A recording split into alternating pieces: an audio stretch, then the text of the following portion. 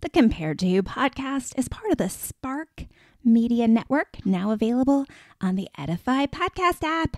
Grab the Edify app wherever you get your apps for awesome Christian content. Thanks for listening. Hey friend, Heather Creekmore here.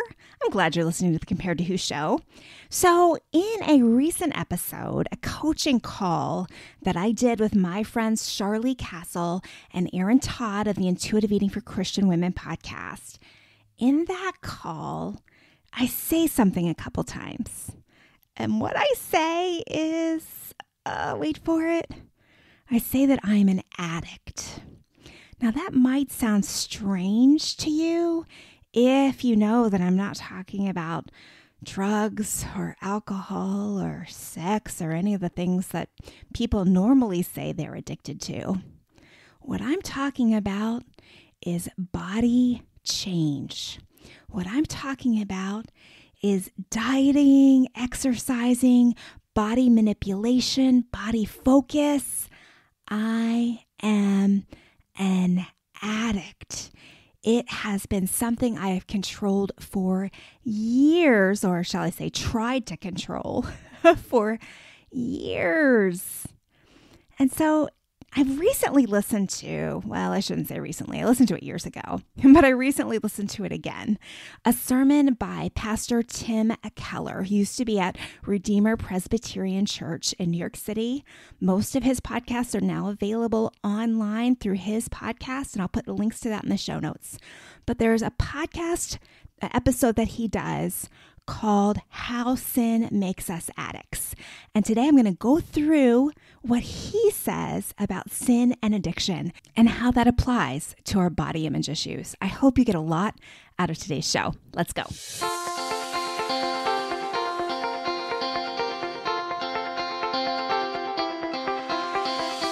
Welcome to Compared to Who, the podcast to help you make peace with your body so you can savor God's rest and feel His love. If you're tired of fighting body image the world's way, Compared to Who is the show for you. You've likely heard lots of talk about loving your body, but my goal is different. Striving to fall in love with stretch marks and cellulite is a little silly to me. Instead, I want to encourage you and remind you with the truth of Scripture that you are seen, you are known, and you are loved no matter what your size or shape. Here, the pressure is off.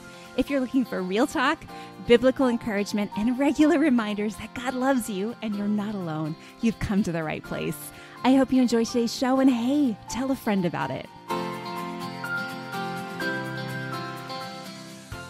Okay, friend, today's show, I'm trying to figure out how to do this in a way that pays the utmost respect and homage to my source, which is a sermon by Tim Keller. I do not want to just plagiarize that sermon. You should go listen to that sermon. I listened to it on YouTube, I think. I think it's available on the podcast too, but it's super easy to find on YouTube. Just look for Tim Keller, How Sin Makes Us Addicts, because I will not do it justice. He did an incredible job breaking down these concepts. But today, friend, because I mentioned that word addiction so many times in my coaching call, and because that may have felt really awkward or uncomfortable to some of you, maybe some of you who have traveled the road of addiction, of course, you may get it even more than some who are just like, I'm not an addict. I don't know what you're talking about.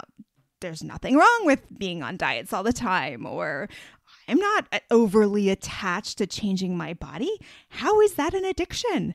I call it, in that episode that we did, I call it the good girls addiction, right? And Keller does a masterful job of talking about what the addiction really is and why we get caught up in it. It's just so good.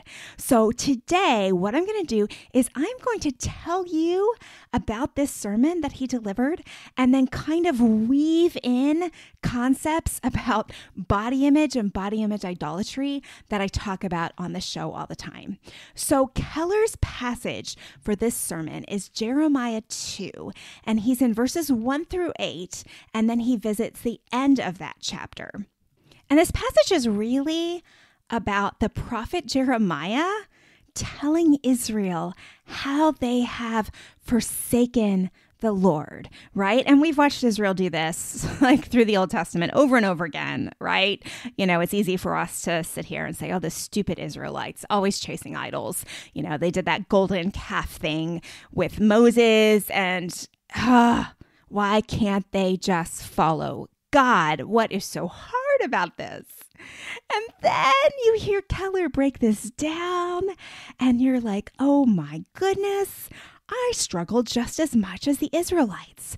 So the prophet Jeremiah is trying to give the Israelites a real picture of what their problem is, of why they keep chasing idols, and really of what they are doing to him, to God, of how they are forsaking him as no longer their first love, how essentially they're cheating on him. So it's funny, when I used to speak at groups, MOPS groups and other groups, I would always ask the question, what's it called when you look to something else for your salvation that's not Jesus? And normally people would kind of say idolatry in a muffled way if they got that answer at all. Frankly, not everyone did. A lot of groups were like, we don't know, because we just don't talk about idolatry that much. But if they did say idolatry, I would make a little joke and I would say, yes, idolatry, not adultery. Those are two different things. But in this passage, Keller makes the point that no, they're actually not two different things. Adultery is the best picture of what happens when we get caught up in idolatry. And so let me just read this passage for you, Jeremiah 2, and the first couple verses here, and then I'll go to the end.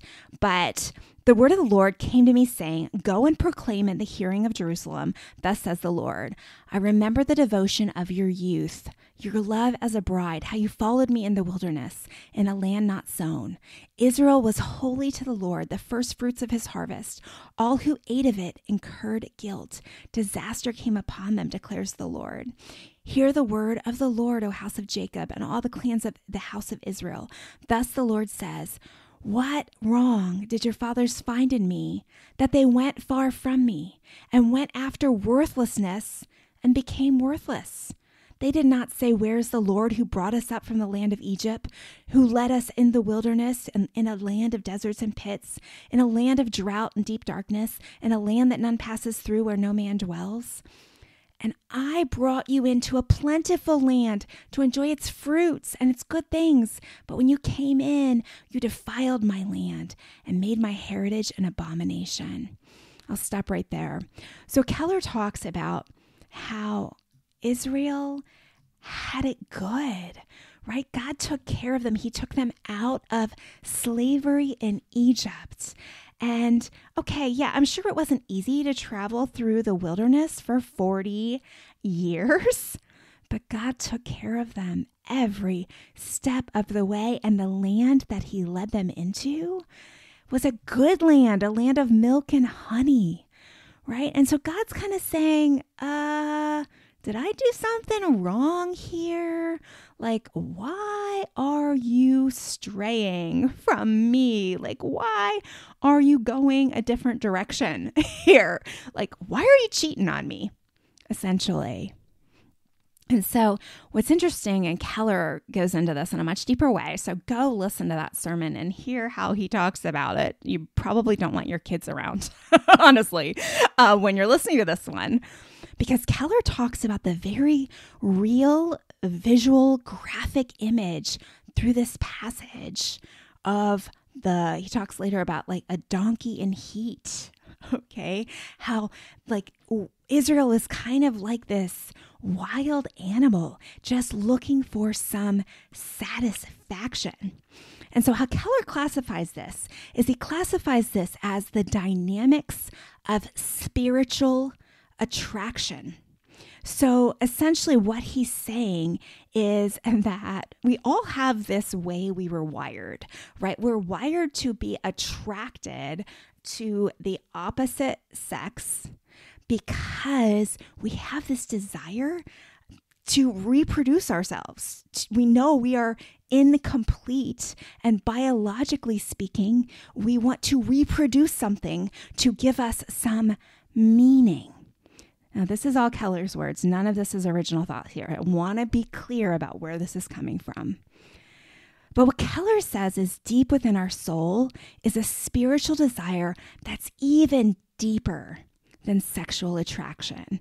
And so here's what he says. He says, you cannot produce your own meaning in life. You cannot produce your own worth. You cannot produce your own security. And so deep within us, we have these drives. And again, he makes the illustration of they're like a sexual drive. We have these drives to produce meaning, to produce worth, to produce security. And we are, as Keller says, we are just as powerless to create those things, to produce those things on our own, as we are powerless to reproduce on our own. And Keller says, and I thought this was a perfect illustration for what we talk about here. He says, you can't just say, I like me, and that's enough. Or I make my own happiness, and that's enough. Because it ultimately doesn't answer that drive for meaning. There has to be something else besides you that is your drive, your pursuit, your goal, your condition to produce meaning, worth, and security has to be outside of you. And so Keller says that spiritually speaking, if it's not God in whose arms we're resting, if it's not God that we're looking to produce that meaning, that worth, and that security, then we're kind of in the arms of another lover. We are finding a source of meaning somewhere.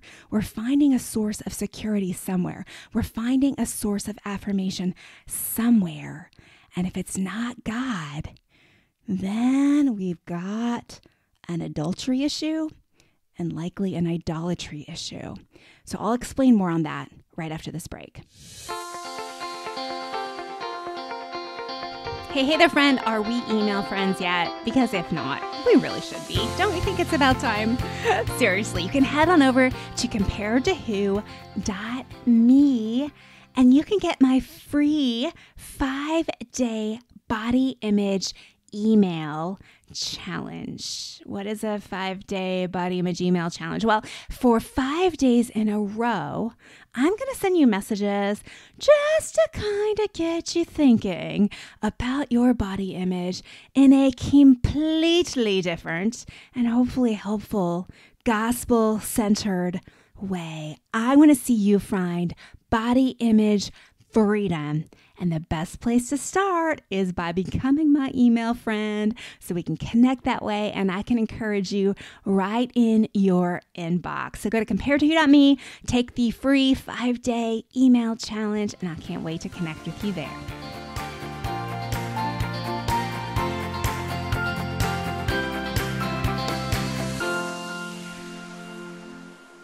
So Jeremiah is illustrating how if you've not given yourself to God, if you're not in the arms of God, if God is not where you are finding your meaning, your security, your affirmation, then you are in some sort of adulterous situation, adulterous situation that is very much the same as if you were in bed with someone that is not your spouse. It is the same sort of I'm cheating on God thing. Okay, so now to addiction. So Keller then goes on to explain the dynamics of spiritual addiction and something he calls the addiction cycle. And he starts by using verse 27 of Jeremiah 2, and I'll read that for you here. So he says, "Who say to a tree, 'You are my father,' and to a stone, 'You gave me birth'? For they have turned their back to me and not their face. But in the time of their trouble, they say, 'Arise and save us.' But where are your gods that you made for yourself? Let them arise if they can save you in your time of trouble. For as many as your cities are your gods, O Judah. Why do you contend with me? You have all transgressed against me, declares the Lord. So how Keller explains this, and I would have never read it this way, my friends. So again, not original thoughts. This is all Tim Keller's content. Go listen to his sermon. But what Keller explains is that God is pointing out, or Jeremiah, God's words through the book of Jeremiah, through the prophet Jeremiah. Jeremiah is saying that in our hearts, when we become addicted, when we get stuck in this addiction cycle, we promote something to a place of greater importance. So the wood, saying to the wood, you are my father, and the stone, you gave me birth. It's like saying that wood is elevated to an important position, a position where, it can save me or help me or whatever, right? Stone, you gave me birth. It's like saying stone is my mother, wood is my father. And Keller makes the point that there's nothing sinful about wood, right? There's nothing sinful about stone. So when we become addicts or stuck in this addiction cycle, a lot of times it's not because of a sin that we've promoted. It's actually good things, even healthy desires that we have promoted to a place of ultimate importance. Right? And so what Keller explains is that if you don't have intimacy with God, then you have intimacy with something or someone else, like the wood, like the stone. These are false gods. They are created things, like Romans 1 talks about it, created things that we have maybe created in a different way in our hearts, but ultimately have promoted to a top place in our life. And he says one of the characteristics of these things is when we say, like, this defines me, this makes me, without this, I am nothing. And so Keller's step 1 in the addiction cycle is you take something good and you promote it. Without you, I have nothing. And so as I coach women and work with women around body image issues, a lot of times there is a real fear in giving up dieting or wellness habits, right? And, health, and they feel like they go to black and white thinking, right? Like, oh, you want me to be an unhealthy, fat slob. It's like, no. That is not the opposite of the body and beauty image idol. The opposite of the idol is not being a slob and not taking care of yourself and not caring about your health. That's black and white thinking. The problem is when we say, without my thin body, I have nothing. If I can't weigh this amount, if I can't look like this, I am nothing. This defines me. I've worked with so many women who have told me, my problem is I was always the thin one. And then I hit menopause and I'm not the thin one anymore. And I don't have an identity anymore, right? This is a real thing. Or some of you, maybe it's a different kind of beauty. You felt like your pretty face was what defined you and you were able to be so proud of the beauty you had. And then aging happened and you don't feel like you have that anymore. These are signs of idolatry, but also signs of addiction, right? So then as Keller explains the second step in addiction, he goes back to Jeremiah 2, verses like 24, 25, where it talks about being the wild donkey, which I mentioned before, sniffing the wind at mating time. That is in the Bible, my friends. It says, who can restrain her lust? Those who desire her don't need to search, for she goes running to them. And then verse 25 says, when will you stop running? When will you stop panting after other gods? But you say, save your breath.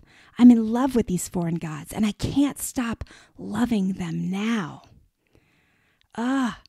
So Keller breaks this down as we are literally unrestrained in our addiction. When we want these things that define us, these things that make us, these idols, right? And again, they're not sins, they're good things. But when we have to have this good thing and nothing can stop us, we must have it. It becomes this unrestrained thing. And like verse 25 says, we're like running through a desert until our shoes wear out. Like that's how vigorously we are chasing this thing. We are running through a desert, thirsty. Our throat is dry because I must have it. I must have it. And Keller makes the point that whenever there's a word must, then it's kind of an indication that God's probably not the center of your life, but that thing you must have has become the center. And so Keller even talks about how it might be beauty, it might be achievement, it might be money, it might be comfort, it could be anything. But Keller says that when you say, you are my meaning, by achieving you, I have worth. If I have you, I can have my worth and my meaning and my affirmation.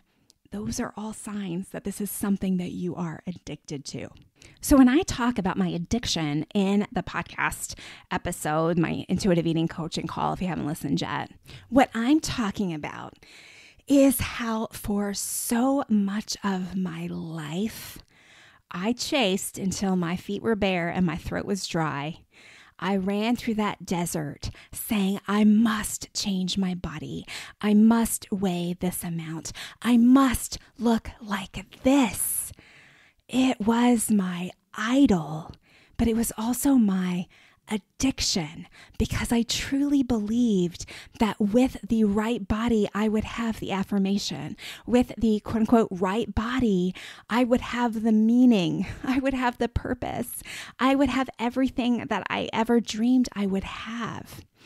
And so Keller then goes on to say how the best way to tell if you are addicted is not when things are going well, but when you are in trouble, which I think is fascinating for our context, right? Because a lot of times I've had this conversation with many people that my best experiences in coaching are with women over the age of 35, often well over the age of 35, because I think if beauty comes easier to you, I'm not going to say easy to you because even really beautiful women like models struggle in this arena.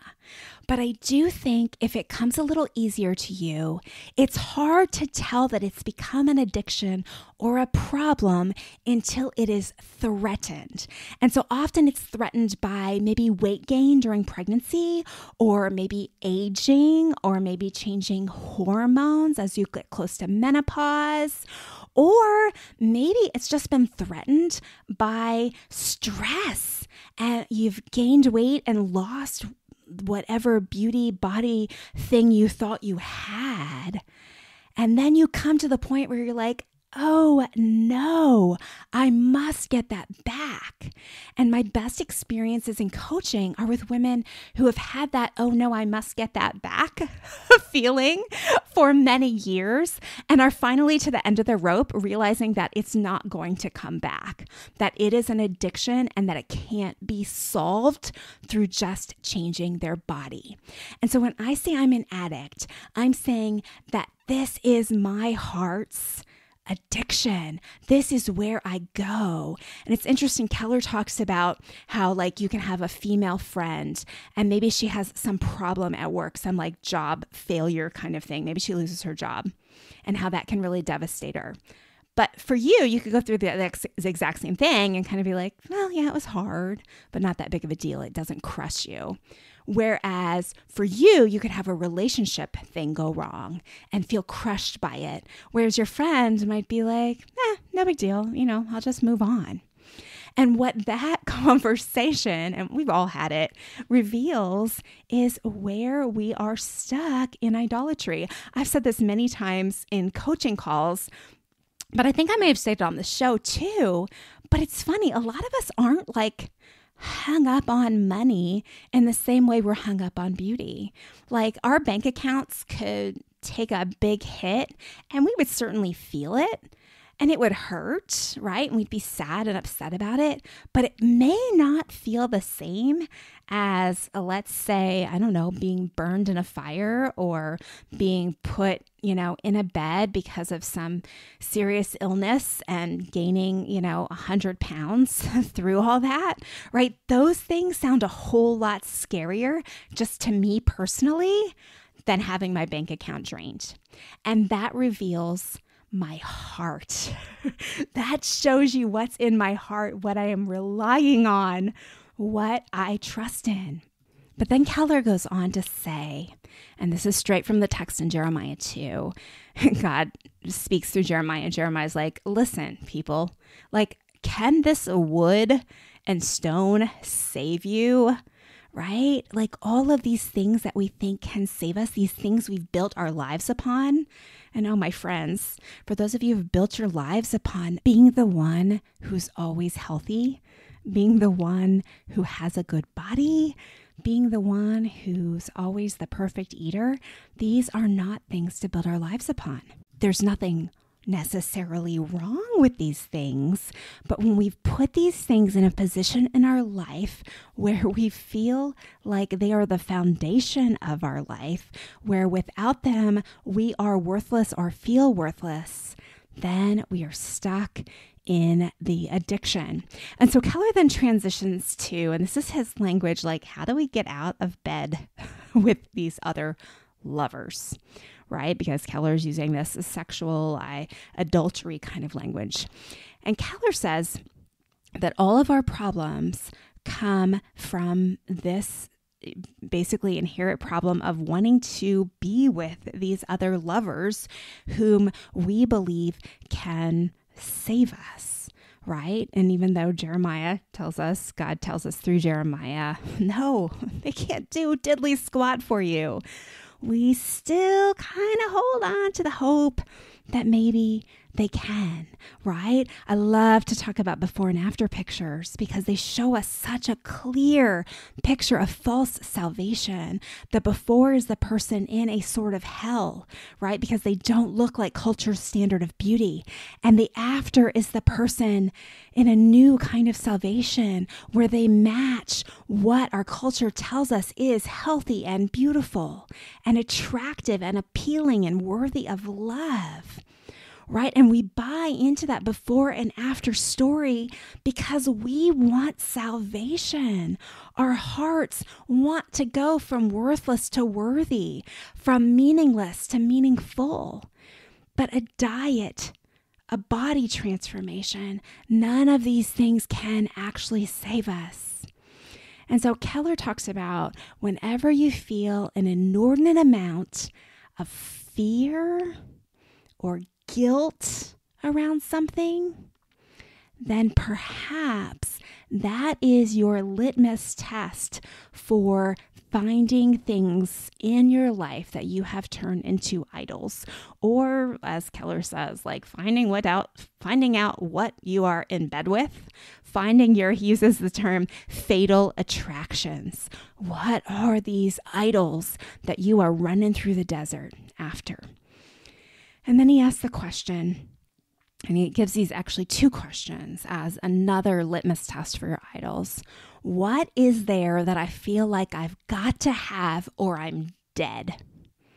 Okay, so some of you are like, I've got to have my diets. I've got to have my wellness plan. I've got to have my clean eating. I've got to have my exercise or my certain amount of cardio every week, or I've got to have my scale, or I've got to have my food measuring. I've got to have my plan. What do I have in my life that I feel like without it, I'm dead or insecure or uncertain or just not okay? And then a second question is, what is functioning more as my real savior than Jesus? ouch, that question hurts, but I love the way he phrased it, because what do I really believe will save me? I know, friends, I really believed what would save me was having an after picture. I really believed what would save me was just a perfect makeover, losing the weight, getting the clothes, getting the look. I thought that would save me. I functioned as if the next diet, the next fitness program would save me. And Jesus is saying, I already did that for you, Heather. And so then Keller kind of gives a prescription. Like, okay, so you've got these other lovers, you've got these fatal attractions. What do you do to overcome the fatal attractions?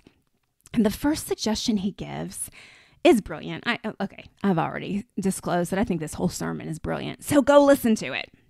But his first suggestion is to, and this is a direct quote from him, personalize your understanding of sin. And by that he means that you have to understand that sin isn't just about breaking God's law. It's about breaking God's heart. Instead of, and these are some of my words, I'm kind of giving you my version of it, but instead of picturing God as like this really distant judge with a big gavel, and he's just like waiting for you to mess up so he can like put the hammer down and say, you sinned, boom. Picture him as your husband if you're married, your boyfriend. Picture him as a lover whom you have jilted. Because sin isn't just about breaking the law of God. Sin is about breaking the heart of God. And Keller goes on to say that those who have walked through divorce understand this better than anyone else on the planet. Just how hard it is to feel that kind of dissolution of a marriage, that kind of interruption in what's supposed to be intimacy. Is the same feeling that God has when we chase these idols, when we chase these other lovers. But he doesn't stop there. He also talks about how when we think about sinning as just like broke God's rule, another one of God's laws broken, how what that leads to is scolding. And I thought this was so brilliant because he talks about how no one stops sinning because they were scolded. It kind of makes me think about, I don't know, just the church, the modern church through, maybe the last 50, 100 years, that don't do that, the shame on you, don't break God's law. Like that kind of tone is scolding. And he talks about how even for ourselves personally, if we think about sin that way and we scold ourselves, I shouldn't have, gluttony. I'm opening a can of worms here because I don't believe that gluttony is really just about overeating food. Okay, so let me lay that out there first. I need to do a whole show on gluttony at some point soon, right? Because gluttony is not what I think most old-fashioned Baptist preachers who probably had an extra 100 pounds to lose told us that gluttony was, right? Gluttony is not just about eating too much at the buffet. Gluttony is really a heart issue. It's thinking about food too much. It's dwelling on food too much. It's making food an idol in your life. It's not really about consumption. And if you have been a restricted eater for a long period of time, maybe decades, there's going to be a period where you're going to have to eat to catch up your body, and you're going to feel like you are in gluttony, and that is not gluttony. Okay, so I don't want to get too far off track, but I do want to be clear about that. But he talks about how if you scold yourself for a sin, it doesn't actually make you want to stop sinning. When you're like, oh shoot, I shouldn't have done that again. Ugh, bad me, I shouldn't have done that again. It actually creates a opposite response where you're like, well, who cares? I've already messed up. I'm going to just do it again, right? And he talks about how scolding doesn't work with other people either, right? The more you scold, the chances are the more they're going to run to that sin that you're scolding them for. And so if we personalize our understanding of sin, as Keller says, and make this real to our relationship with God, that we are breaking his heart when we kind of believe that doing Optavia will save me more than Jesus already has, that breaks God's heart. Now, again, don't be black and white thinking on me here, my friends, okay? Because the point isn't that pursuing health or trying to, exercise and take care of your body, those things aren't bad. But if those things are top of your priority list, if you're putting all your money, time, thought, and effort into these things, then you have made them an idol and you're kind of in a love affair. And your bridegroom, Jesus, is saying, please come back to me. And his ultimate point in this section is that scolding doesn't change a heart. Scolding for sin doesn't change it. So if you want to fix your idol problem, you can't scold yourself. Shame on you for having an idol. Like, that's not going to work. Instead, what has to happen is our hearts have to be melted. And it's ironic, right? That melted language, because melted is how that golden calf was made, right? They all took their jewelry and melted it down to make that golden calf in Exodus. But God's solution to our idolatry problem is melting our hearts. So Keller goes into one final illustration, and he talks about how there's never been an imperfect bride. And this is from the end of that chapter in Jeremiah. But the end of that chapter talks about bridal ornaments and the bride presenting herself as flawless. And Keller's like, there's never an imperfect bride. Like, he talks about all the many people he's married and how no one has ever gotten up to, the altar and been like, whoops, I forgot to put my makeup on, or whoops, I forgot to put my wedding dress on, right? And how all these ways that we try to adorn ourselves, like on our wedding day, is because we are trying to look flawless. We are trying to present ourselves as a perfect bride. But Keller also talks about how in a lot of ways these ornaments are us trying to cover ourselves, right? No, none of us are perfect, right? None of us are actually perfect brides. And so we use the makeup and the dress and the jewelry and all of those things to try to present ourselves as perfect while covering ourselves. And so his point here is that we are never going to make ourselves flawless. It makes me think of the Mercy Me song, Flawless, right? If you've not heard that, check it out. But there's nothing we can do to make ourselves flawless. There's nothing we can really do to cover ourselves, to actually fool him and make him think that we're already perfect. But the amazing thing is that God can see us as flawless because of what Jesus has done for us. We can be free from trying to cover ourselves through these extra gods, these idols, these adulterous lovers that we chase, through the god of skinniness, or the god of the next diet, or the god of exercise, or the god of perfect body, or the god of beauty, right? Or the god of success, because for some of us, our body image issues are really just about feeling successful in that arena, because we like to be successful in everything we do. Right? But Keller's saying we can free ourselves from trying to find our own cover because God has already done the work for us. So when we look in the mirror, we don't have to try to see ourselves as perfect because of the filter of these gods. We can see ourselves as perfect and accepted and worthy and loved and have a meaningful life because of what Jesus has done for us. Friends, one more time, go listen to this sermon. It might change your life. And I hope something in today's episode has helped you. I don't want you to feel guilt and shame and scolded every time I talk about the body image idol, right? I love how Keller points that out. But we do have to recognize the seriousness of its presence in our lives and how it can so easily lead us to an addiction that is very much the same as any other kind of addiction we would talk about in culture. And for me, that addiction is I secretly go back to my ways of I want to control my body. I want to manipulate my body. I want my body to look a certain way. And it's an addiction I have to lay down constantly. I have to confess to Jesus, oh, I'm tempted to follow that other lover again. I'm tempted to bow to that idol. Help me, God. Help me see the truth. Help me defeat the lies.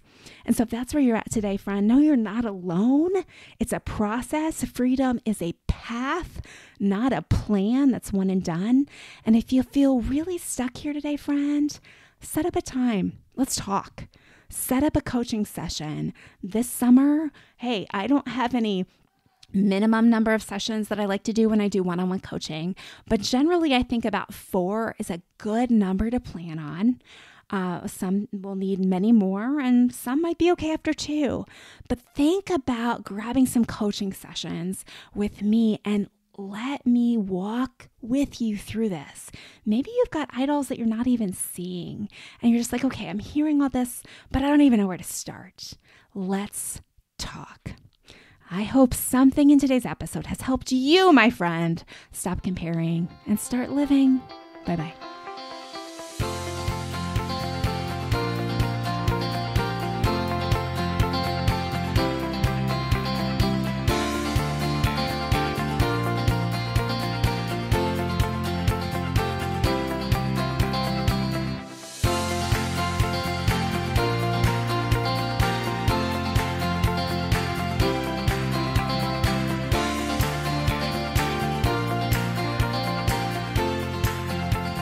Oh, hey there, before you go, if something from today's show blessed you, may I ask a huge favor?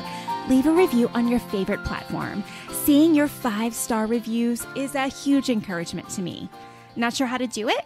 You can go to comparedtowho.me/podcast, scroll to the bottom, and you'll find all the information.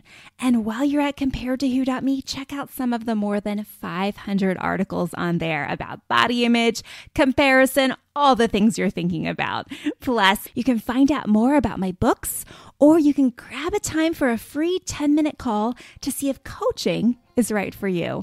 I'm so honored to be a part of your journey out of body image and comparison frustration, and I can't wait to hear how God is working to set you free.